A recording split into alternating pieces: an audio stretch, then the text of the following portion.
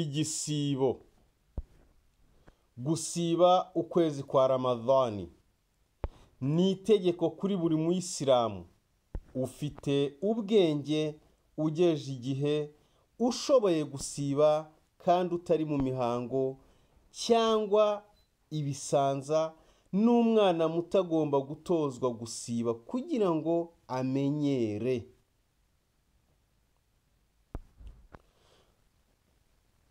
Kugira ngo tumenye ko Ramadhani yinjiye ni kimwe mu bintu bibiri. Icya mbere, hari ukubona ukwezi. Icya kabiri, kubona ukwezi ku buhamya bw'umuyisilamu w'inyangamugayo. Hari ukubona ukwezi ku buhamya bw'umuyisilamu w'inyangamugayo ukuze, nubwo yaba umugabo cyangwa umugore. Icya kabiri twashingiraho twemeza ko Ramadhani yageze ni ukuzuza iminsi 30 cyangwa 29 ya Shabani. Itegeko ryayo ritangira, ni ukuvuga ngo itegeko rya Ramadhani ritangira kuva mu museke kugeza izuba rirenze. Ni ukuvuga ngo byanze bikunze iyo umuseke utambitse, ubwo Ramadhani igisibo kiba gitangiye, hanyuma izuba ryarenga igisibo kikaba kirangiye. Ariko kurangira ntabwo ari ukuvuga yuko amasaha igisibo cyasorejwemo kurya igisibo kiba cyarangiye, ahubwo ni uburenganzira bwo kurya no gukora bya bindi tuziririjwe gukora mu gisibo. Ariko n'ubundi igisibo kiba kigikomeje. Ni ngombwa kugira ngo usibe igisibo cy'itegeko kuba ufite umugambi ariwo niya mbere yuko umuseke utambika. Ni ukuvuga ngo byanze bikunze kugira ngo usibe, mbere yuko umuseke utambika ugomba kuba washyizeho umugambi. Ntabwo ari ukujya gutyo ngo uhite uvuga uti none ahangaha mpise ntangira igisibo. Oya, ugomba kuba wararanye umugambi. Mbere yuko umuseke utambika ugomba kuba wari ufite umugambi w'uko uri bukore igisibo. Noneho rero tugiye kureba ibyangiza igisibo. Icya mbere ni ugukora imibonano mpuzabitsina ku manywa yo mu gisibo cyangwa se ku manywa ya Ramadhani. Ukaba iyo wakoze imibonano mpuzabitsina ku manywa yo mu gisibo, ukaba ugomba kwishyura no gutanga ikiru aricyo. Ni ukuvuga ngo ugomba kwishyura uwo munsi wishe, hanyuma ukanatanga ikiru aricyo kurekura umucakara, utamugira ugasiba amezi 2 akurikirana, utabishobora ukagaburira abakene 60. Ibyo byose utabishobora ntacyo utanga. Tugaruka inyuma ku bijyanye no gusiba ari amezi 2. Aya mezi 2 akurikirana mu byumve neza. Ntabwo ari ukuvuga ngo ndasibye uku kwezi ni gushira hanyuma ngira yidi nimara kuyirya nongere ntangire ukundi. Oya, usiba iminsi 60 nta munsi n'umwe wishemo. Iyo ugize umunsi n'umwe wicamo, urongera ugatangira bundi bushya, cya gisibo cyawe kiba gipfuye, cya kiru cyawe wagombaga gukora kiba gipfuye. Aho ni icya mbere mu byangiza igisibo. Tugiye kurebera hamwe icya kabiri. Icya kabiri mu bintu byakwicira igisibo nticyakirwe, uwo munsi ukazawishyura, ni ugusohora intanga. Ubwo ibyo ari byo byose abantu bakuru murumva ibyo ari byo. Gusohora intanga kubera gukorakora cyangwa gukorakora cyane cyangwa gusomana, urumva gukorakora ni ukwikorakora cyangwa ugakorakora ko mudahuje igitsina cyangwa se uwo mugihuje, ariko uri mu nzira mbi yo kwikinisha, umeze nk'uwikinisha. Gukorakora cyane cyangwa gusomana cyangwa kwikinisha, ibyo byose biri mu bintu byangiza igisibo. Kuvuga ngo ibyo ngibyo bikoze, kabone n'ubwo bitanemewe n'ubundi ku muntu wasibye, ariko iyo uramutse wibeshye ukanabikora, ukaza gusohora intanga zigasohoka, byanze bikunze igisibo cyawe kirapfa. Naho iyo wiroteye nta kibazo kuri wowe. Kuvuga ngo uramutse uryamye ku manywa ya Ramadan ugasinzira ukirotera, nta kibazo, uhita ubyuka ukiyuhagira, igisibo cyawe nta kibazo kiba gifite. Mu gihe wiroteye nta ruhare wabigizemo, utikinishije nk'uko twabibonye hejuru, utagiye kwikorakora cyangwa gukorakora undi muntu, ibyo byose nubwo bitemewe mu idini kubikora mu gisibo, ariko nabwo bikwangiriza igisibo. Iyo ugize ibyago ukirangirizaho, uhita uwo munsi uba upfuye, uzawishyura. Ariko iyo uramutse wiroteye nta kintu bitwara igisibo. Tugiye kureba ikindi cya gatatu mu bintu byica igisibo cy'umwisilamu. Icya gatatu ni arangiza yagenda bibaye tukanamuherekeza, ariko ntidusige imamu minbar.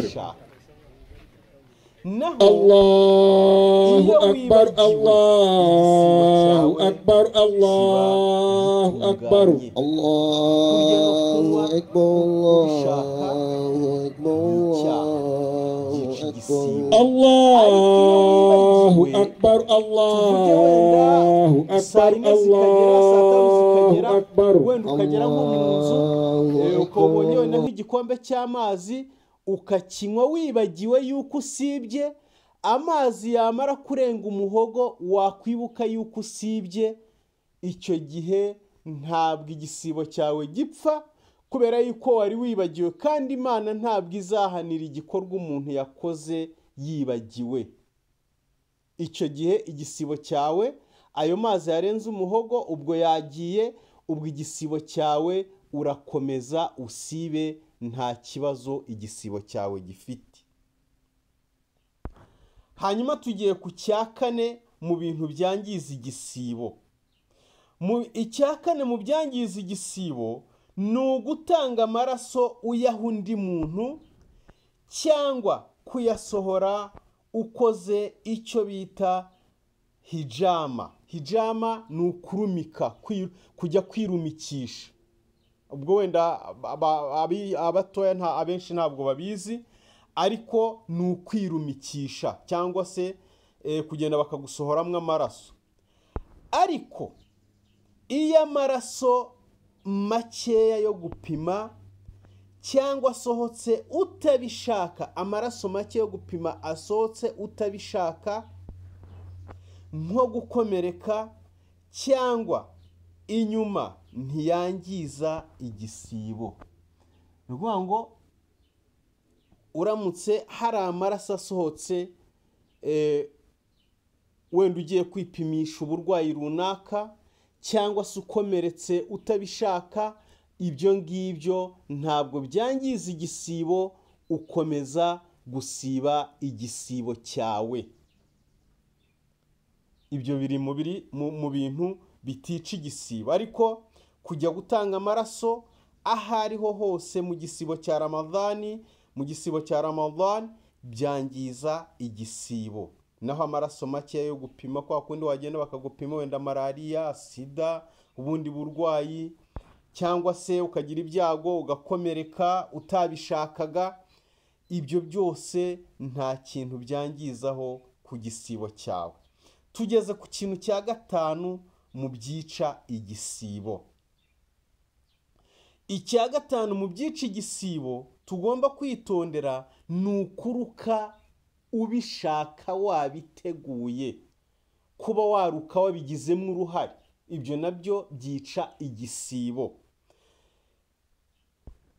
Iyo mu muhogo hagezemo, ariko iyo mu muhogo hageze ivumbi cyangwa ukoza mu kanwa no mu mazuru cyane, ukoza no mu mazuru cyane, amazi akagera mu muhogo, cyangwa umuntu agatekereza intanga zigasohoka, cyangwa akirotera, cyangwa amaraso agasohoka n'ibirutsi utabishaka, ibyo ntibyangiza igisibo cy'umuntu.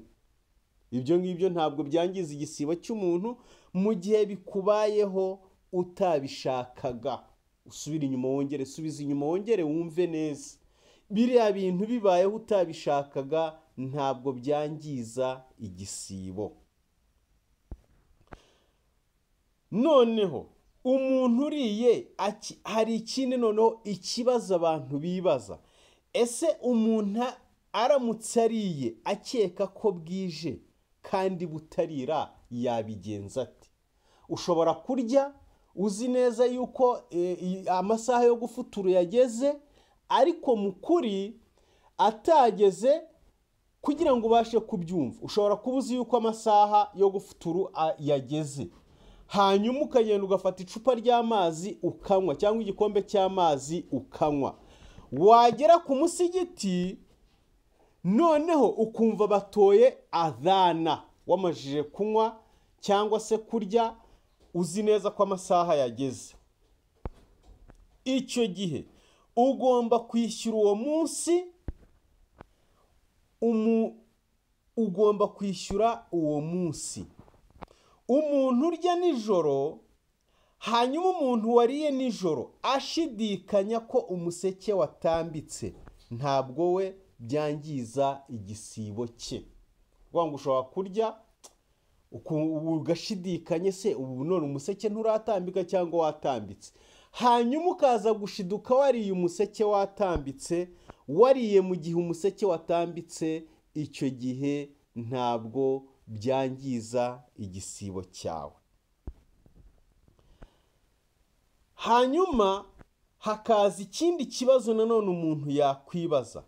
Ese iyo umuntu ariye ku manywa ashidikanya ko izuba ryarenze bwo bigenda bite? Uramutse uriye ugashidikanya ko wenda baba batoye adhana, cyangwa se ku isaha zaba zageze zo gufuturu ariko zitaragera, wabigenza ute? Ugomba kwishyura uwo munsi, ugomba kwishyura uwo munsi. Ngo uramutse ubikoze uriye isaha zitaragera, icyo gihe uwo munsi urawishyura.